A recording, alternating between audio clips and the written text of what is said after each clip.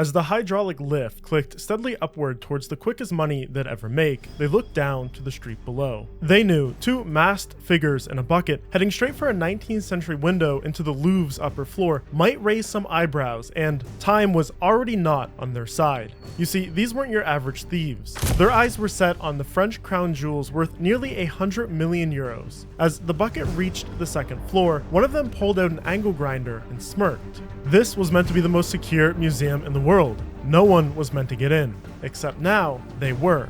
Once inside, they knew they were going to fall to their level of rehearsal. Every move was deliberately calculated, and in less than 8 minutes, 9 priceless pieces of jewelry were gone. 88 million euros vanished into the Paris morning. This is the Louvre Heist, minute by minute, and it all started with a careful plan.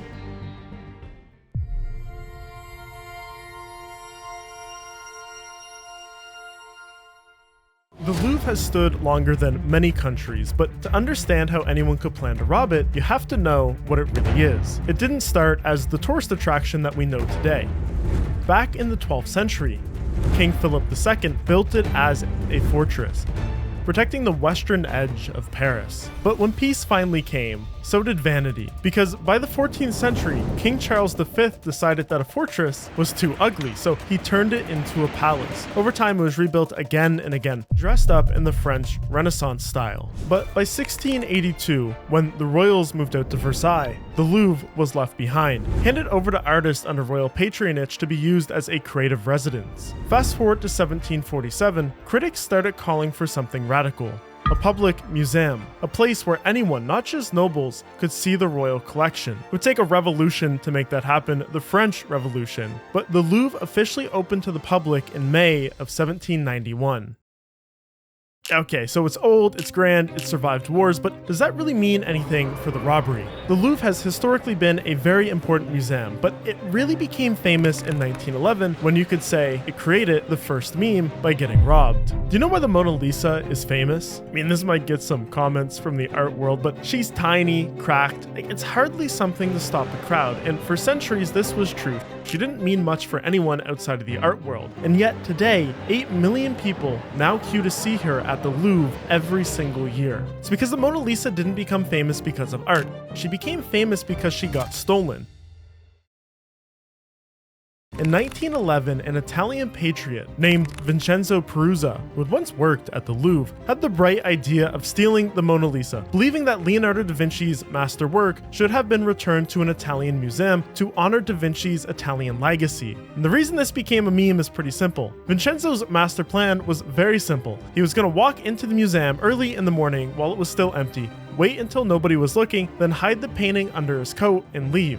It worked, and the robbery, of course, was an outrage. This dude shouldn't have been able to steal Da Vinci's painting so easily. And at the time, the telegraph was a new, blazing fast way of spreading news across Europe. When news outlets around Europe found out about the heist, they went crazy, plastering Mona Lisa's face all over newspapers. Everyone from all walks of life would have seen the Mona Lisa, would have known that it had been stolen in France. This made the Mona Lisa the most talked about face in Europe for the week after the robbery, and hence many say one of the first memes. 2 years later, the painting was recovered in Italy when Vincenzo attempted to sell it to an Italian gallery, and when it returned to the Louvre, it became the main attraction. However, this also raised some questions. The Louvre had already been robbed once. Surely they would step up security, especially in our modern times. Video surveillance, alarms, motion detectors, heck, throw some lasers in there, a little bit of security glass, maybe a couple of security guards? A century has passed since the Mona Lisa was stolen, but still, the Louvre had critical security flaws ripe for abuse. So let's take a closer look at exactly what happened.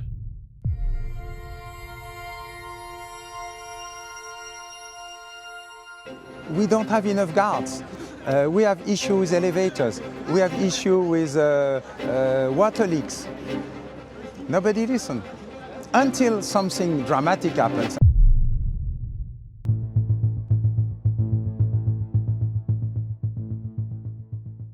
October 19th, 9 a.m. The Louvre opens to the public. Everything looks normal during the morning security sweep. Nothing's missing, no threats are identified, and so the guards go back to drinking their morning coffee.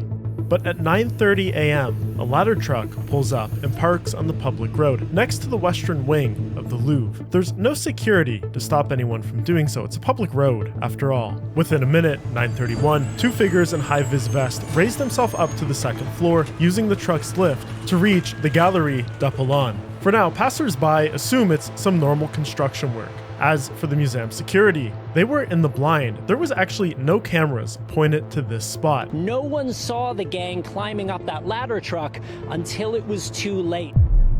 The only exterior camera on that side of the building was pointed the wrong way, leaving the very wall the thieves were scaling completely unwatched, into a gallery home to France's crown jewels, some of the Louvre's most valuable treasures. In the next minute, 9:32, glass to the window leading inside gets cut with battery-powered disc grinders. Since the Louvre is a historic building, subject to rules restricting how it can be worked on, this had not been reinforced with something like bulletproof glass. The battery-powered grinders made quick work.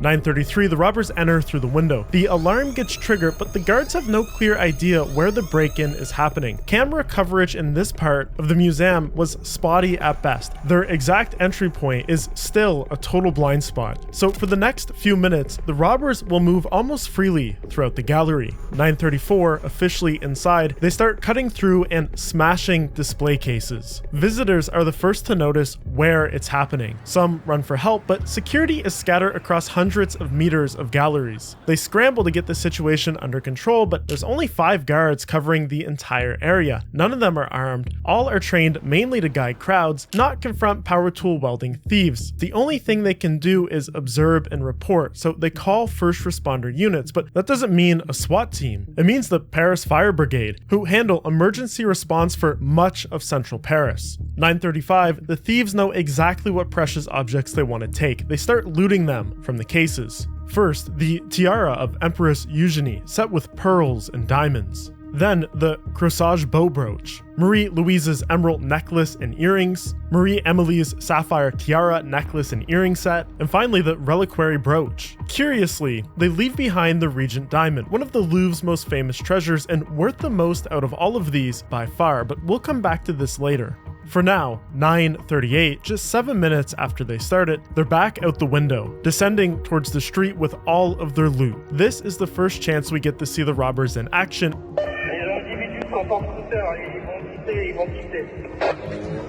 as panicked museum visitors are filming the moment. In their hurry to get away, they drop the crown of the Empress, but there's no time to pick it up.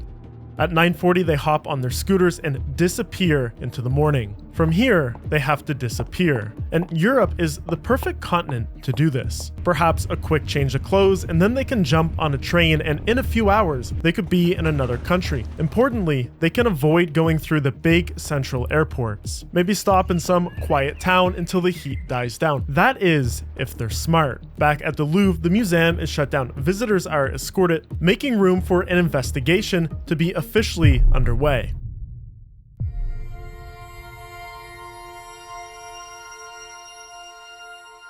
As French police flock to the scene, they find left behind 2 angle grinders, a blowtorch with a gasoline canister, gloves, a walkie-talkie, a blanket, and the damaged crown, dropped mid-getaway. Within hours, 60 investigators are assigned to the case. Security across Europe's airports is stepped up to the max. Random roadblocks and train inspections are put in place. The French police are using everything in their power to track down the stolen goods. From an initial profile, they determine the thieves appear to be 30-year-old males, but that doesn't really narrow things down, now does it? The first theories point at it being organized crime commissioned by a private collector, as many other museums were also robbed leading up to the Louvre Heist. As if this case couldn't get any more whimsical, this photo started spreading like wildfire. People thought this was a real detective on the case. Turns out it wasn't, but for the French detectives, the thieves had made some amateur mistakes. First, they left behind DNA evidence. They were finding it on nearly everything, inside the basket lift, on the display cases, on the ditch scooter used in the getaway. But something else was drawing the investigators' attention.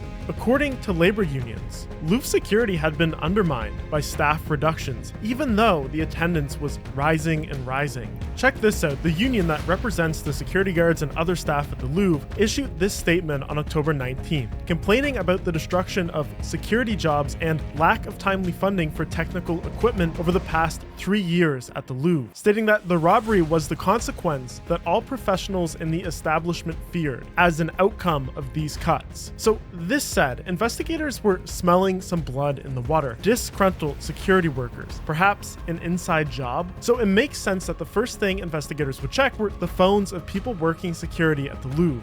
What they found is digital forensic evidence that a member of security was in contact with the individuals suspected to be the robbers. That security team contact reportedly provided sensitive information about the museum's security layout and operations. Suddenly, the speed at which they were able to pull this off makes a lot more sense. But clearly, the group wasn't very technically savvy. It sounds like their man on the inside was communicating with them on conventional instant messaging apps, the kind that are wide open to message recovery like this. It also means that investigators were likely able to trace the cell phones connected to every robber the security guard had been in contact with. There are all sorts of creative ways they can do this. I actually just posted a video about how a tax refund scam exposed the FBI's secret surveillance device invented for this exact purpose. So it's entirely possible that, from this data alone, investigators had their first clear list of suspects, or at least the ones directly involved in the physical theft. Finding out who ordered the robbery or who the buyer was meant to be might be a little more complicated, but catching the robbers would always be the first step. Still, that's a tall order. Even if their identities had been traced through their phones, investigators still had to catch them.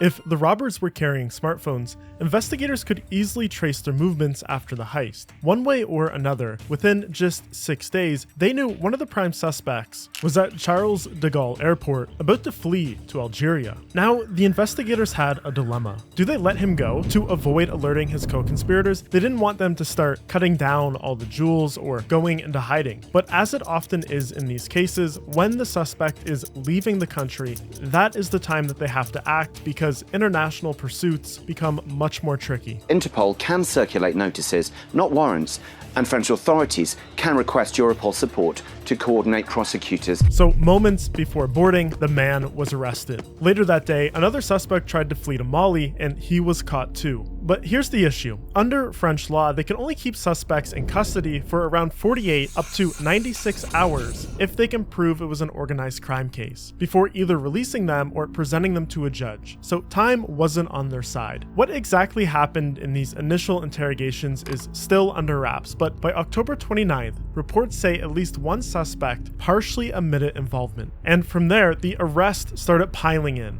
Well, French media report the two men can be held in police custody for up to 96 hours through Wednesday evening before prosecutors decide. In fact, according to multiple news reports, the next 4 suspects were arrested while waiting in line to go into a football match. Of all things you could be doing while hiding from the police, maybe skip the football game. So far, 7 people have been arrested in connection with the heist, including 3 of the men who actually were involved directly in the break-in. The others, according to reports, helped organize the heist in some capacity.